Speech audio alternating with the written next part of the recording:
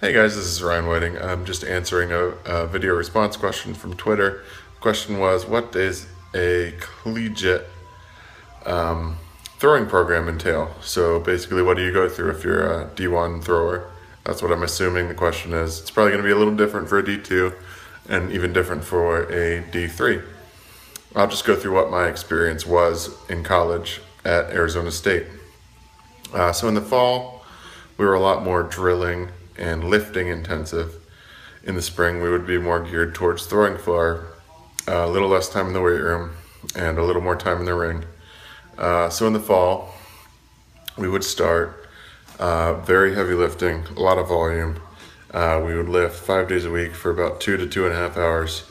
And this was just with the strength coach, and it was considered voluntary. But I mean, if you wanted to get better and you're a D1 thrower, you're going to do it. So just assume 2 hours in the weight room every day in the fall. That's what I did.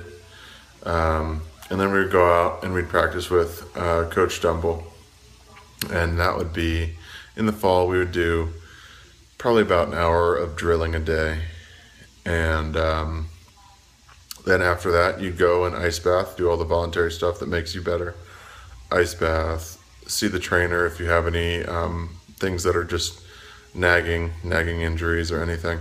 You'd stretch, go home, try to sleep as much as possible, get all your schoolwork done, and you'd come back the next day. So that I just described for me what was a Monday. And then Tuesday would be a little different. At the beginning, I threw shot, discus, and hammer. So I would have 2 days a week, Tuesday and Thursday, that were both discus and hammer days. So I could just assume that I would lift for those 2 hours and then come back and do drills for both the discus and the hammer, which would be about an hour each. And then you move on to the spring training, and probably plan on spending an hour to an hour and a half in the weight room every day. Depending on what time of week it is, how sore you are, you would get in the ring, or you would just do drills. A lot of days when Dumble felt that we were a little bit beat up, we would just throw into the wall so we couldn't see the distance and we could focus more on technical things.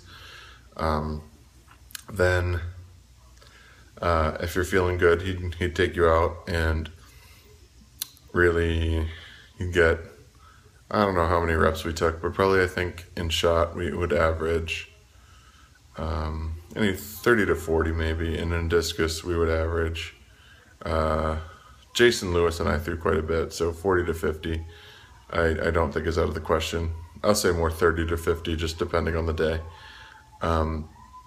And then you would really focus on trying to be healthy. So you'd ice bath, you'd stretch, you'd try to eat right, and you'd have your collegiate classes.